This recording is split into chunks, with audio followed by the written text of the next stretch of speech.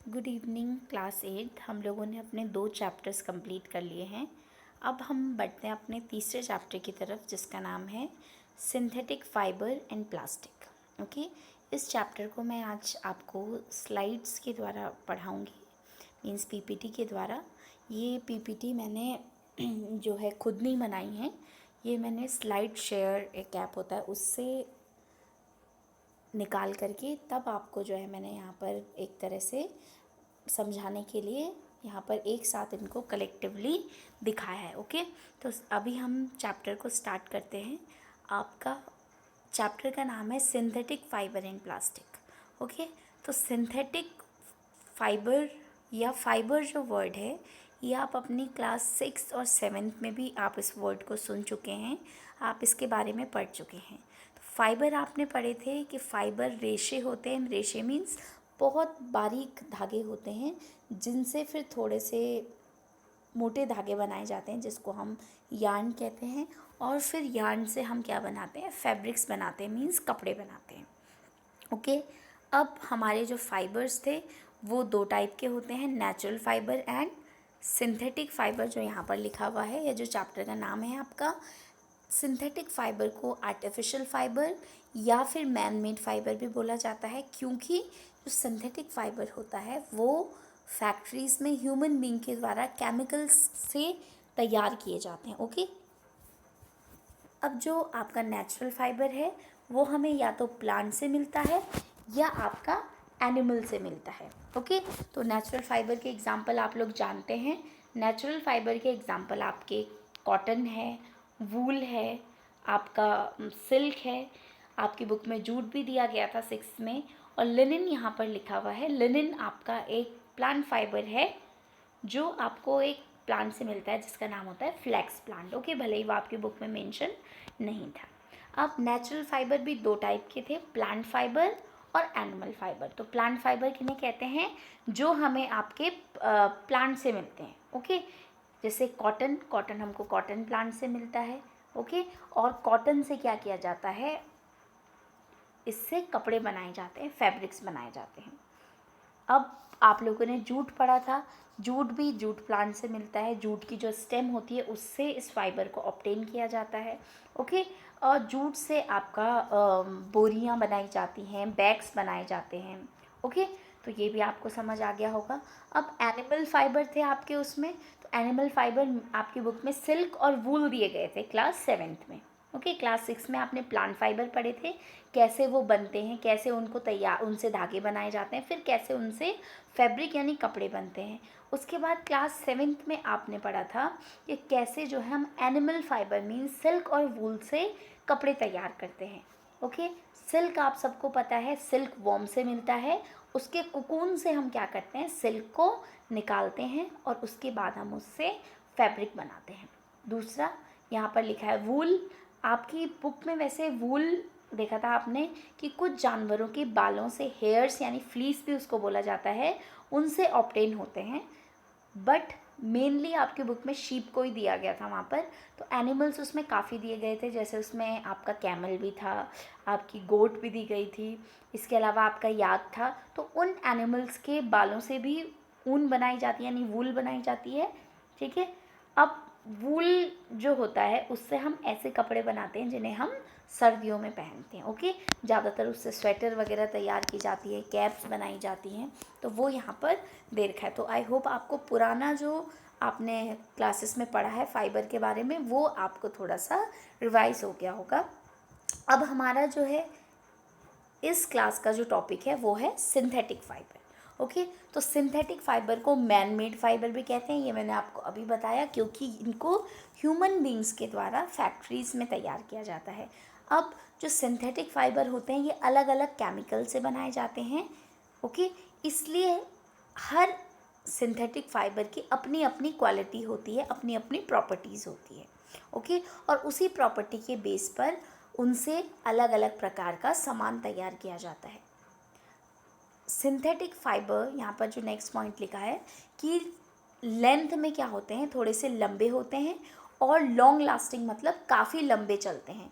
अब देखिए, भेड़ के बाल अगर आप निकालेंगे तो वो काफ़ी छोटे होंगे, उसके कंपैरिजन में आप जो है यहाँ पर बना रहे हैं, अगर फैक्ट्री में बना रहे हैं तो आप अपने अकॉर्डिंग उसकी लेंथ को रख सकते हैं।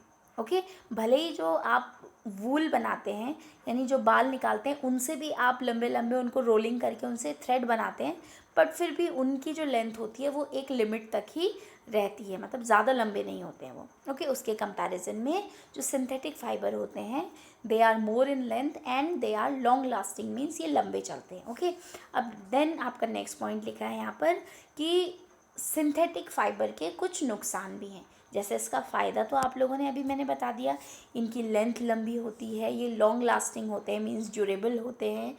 उसके अलावा यहाँ पर लिखा है कि इनकी कुछ लिमिटेशन भी है। अब लिमिटेशन क्या है यहाँ पर लिख रखी है कि इन फाइबर्स में, सिंथेटिक फाइबर के जो कपड़े बने होते हैं या जो सामान बना होता है उसमें आग जल्दी लग जाती है। ओके, यानी ये क्या होते हैं, जल्दी से दे कैच फायर ईजिली। ओके, और यहाँ पर लिखा हुआ है ये इसलिए होता है क्योंकि वो पानी को कम सोखते हैं। अगर हम उनके ऊपर पानी भी डालेंगे तो आग जल्दी से नहीं बुझेगी। अब सिंथेटिक फाइबर के कुछ फ़ायदे हैं नेचुरल फाइबर के कंपैरिजन में और कुछ नुकसान हैं। फ़ायदे भी मैंने आपको बता दिए और नुकसान भी बता दिए। ओके, अब नेक्स्ट हम यहाँ पर सिंथेटिक फाइबर के एग्जाम्पल इसमें दे रखे हैं। यहाँ पर लिखा है आपका पॉलिस्टर एक नेचुरल सिंथेटिक फाइबर है। पॉलीअमाइड यहाँ पर लिखा हुआ है, भले ही आपकी बुक में पॉलीअमाइड आपको नहीं मिलेगा, पॉलीअमाइड को ही आपका नायलॉन बोला जाता है। ओके, टेरिलीन लिखा हुआ है, यहाँ पर रेयॉन लिखा हुआ है, तो वो आप अपने इस चैप्टर में पढ़ेंगे। इन सिंथेटिक फाइबर के बारे में आप पढ़ेंगे। अब यहाँ पर नीचे सामान दे रखा है जिस सामान को हम इन सिंथेटिक फाइबर से बना सकते हैं। ओके, अब बेटा सबसे पहले जो जितने भी आपके सिंथेटिक फाइबर होते हैं या आपके चैप्टर में प्लास्टिक भी दिया गया है, तो वो आपके सारे क्या होते हैं, उनको हम पॉलीमर्स कहते हैं। अब पॉलीमर का मतलब यहाँ पर क्या है, पॉलीमर का मतलब यहाँ पर है, पॉलीमर एक ग्रीक वर्ड है जो दो वर्ड से मिलके बना है, पॉली प्लस MER, मर। ओके, पॉली वर्ड का मतलब यहाँ पर है मैनी यानी बहुत सारे, और मर का मतलब है एक यूनिट, सिंगल। ओके, तो जब बहुत सारी यूनिट्स आपस में जुड़ जाती हैं तो वो क्या बनाती हैं, पॉलीमर्स बनाती हैं। ओके, अब वो यूनिट को हम क्या कहते हैं, उस सिंगल यूनिट को हम कहते हैं मोनोमर। अब आपकी बुक में एग्जाम्पल भी दिया गया है, मान लीजिए आपके पास मोतियों की माला है। ओके, अब उस माला में आपके बहुत सारे मोती हैं आपस में जुड़े हुए हैं, तभी आपकी माला बनी है, उनको जब एक साथ पिरोया गया है। ओके, तो वैसे ही पॉलीमर भी रहता है आपका। अब पॉलीमर में क्या होता है, आपका जैसे माला में आपका एक दाना एक मोती है, वैसे ही आपका पॉलीमर में एक मोनोमर होता है। ओके, तो जैसे आपके मोती के दाने आपस में मिलकर के माला बना रहे हैं, वैसे ही मोनोमर भी आपस में मिलकर क्या बनाते हैं, पॉलीमर बनाते हैं। तो जितने भी सिंथेटिक फाइबर हैं और जो प्लास्टिक भी चैप्टर में दिया गया है वो आपके क्या हैं, पॉलीमर्स हैं। ओके, तो अब हम सबसे पहला अपना जो सिंथेटिक फाइबर आपके बुक में दिया गया है इसको नायलॉन कहते हैं। नायलॉन मैं यहाँ पर पहले बता रही हूँ, वैसे आपकी बुक में पहले रेयॉन दिया गया है। नायलॉन में इसलिए यहाँ पर पहले इसलिए बता रही हूँ क्योंकि नायलॉन जो था वो आपका पहला आर्टिफिशियली क्रिएटेड सिंथेटिक फाइबर है, मतलब आर्टिफिशियली क्रिएटेड फाइबर है। आप आर्टिफिशियल भी बोल सकते हो, सिंथेटिक भी बोल सकते हैं इसको, या मैन मेड भी बोल सकते हैं, कम्प्लीटली। ओके, क्योंकि इसमें किसी भी प्लांट या एनिमल का यूज़ नहीं किया गया, उसके प्रोडक्ट का यूज़ नहीं किया गया है। ओके, इससे पहले आपका जो रेयॉन बना था, इससे पहले रेयॉन बन चुका है, मतलब बन चुका था, तो जो रेयॉन है उसमें आपका प्लांट का यूज़ किया गया था, इसलिए रेयॉन को हम कम्प्लीटली आपका सिंथेटिक फाइबर नहीं मानते हैं। तो फर्स्ट जो आपका सिंथेटिक फाइबर है, कम्प्लीटली सिंथेटिक फाइबर या कम्प्लीटली आर्टिफिशियल फाइबर कौन सा है, नायलॉन है। इसको 1931 में बनाया गया था। ओके, अब इसको पॉलीएमाइड भी कहते हैं, ये मैंने आपको बता दिया, ये एक पॉलीमर है। ओके, अब इसकी प्रॉपर्टीज़ क्या क्या हैं, ये एक तो स्ट्रॉन्ग होता है, साथ में इसके क्या गुण हैं कि इसको ईजिली मोल्ड किया जा सकता है। मोल्ड मतलब क्या होता है, उसको किसी भी आकार में ढाला जा सकता है। ओके, तो इसको एक तो ये स्ट्रॉन्ग होता है, दूसरा क्या लिखा है यहाँ पर, it can be moulded into any shape. Second लिखा है यहाँ पर ये स्ट्रॉन्ग होता है, ओके। स्ट्रॉन्ग मतलब काफ़ी मजबूत होता है। इजी टू डाई का मतलब है यहाँ पर कि इसको कई रंगों में जो है रंगा जा सकता है, इसको काफ़ी रंग दिए जा सकते हैं इस फाइबर को, ओके। ये अलग अलग रंगों में मिलता है। इसके बाद नेक्स्ट यहाँ पर लिखा है nylon fibre do not absorb water easily, यानी ये जल्दी से पानी को एब्जॉर्ब नहीं करते हैं, ओके। पानी में गीले नहीं होते हैं, मीन्स वाटर रेजिस्टेंट होते हैं। अब लास्ट लिखा है यहाँ पे it is elastic in nature and hence highly durable, मतलब इसको खींचा जा सकता है। इलास्टिक मतलब इसमें खिंचाव अच्छा होता है, इसकी वजह से ये ड्यूरेबल होता है यानी लंबा चलता है, ओके। अब इन्हीं प्रॉपर्टीज़ को यहाँ पर इस उसके डायग्राम के द्वारा दिखाया गया है। यहाँ पर जो है उसकी प्रॉपर्टीज़ को मैं एक बार बता देती हूँ आपको दोबारा से। पहला लिखा है यहाँ पे कि इट इज़ इलास्टिक, इलास्टिक मतलब काफ़ी ये क्या होता है, लचीला होता है, इसको खींच सकते हैं हम आराम से। दूसरा लिखा है यहाँ पर कि इट इज़ लस्ट्रस, लस्ट्रस का मतलब यहाँ पर है कि इसमें काफ़ी शाइन होती है, ये काफ़ी चमकता है। ईजी टू वॉश होता है, यानी इसको ईजिली धो सकते हैं, ओके। इसको पाउडर में भी बदल सकते हैं। अब इसका पाउडर जो है वो कई और चीज़ों के साथ मिला करके फिर उससे नई नई चीज़ें हम बना सकते हैं, ओके।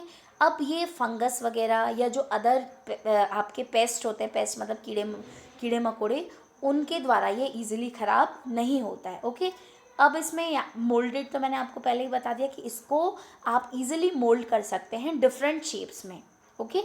इसके अलावा यहाँ पर लिखा है कि ये वाटर को कम एब्जॉर्ब करता है, स्लाइटली वाटर एब्जॉर्बेंट होता है और ड्राइज क्विकली मतलब ये जल्दी से सूख जाता है। अब यहाँ पर लिखा है high tensile strength, high tensile strength का मतलब है कि इसको जो है काफ़ी ये आपका तनाव सहन कर सकता है, ओके। काफ़ी भार सहन कर सकता है, यानी इजीली टूटता नहीं है, ओके। तो आपको इसकी प्रॉपर्टीज़ समझ आ गई होंगी, ओके।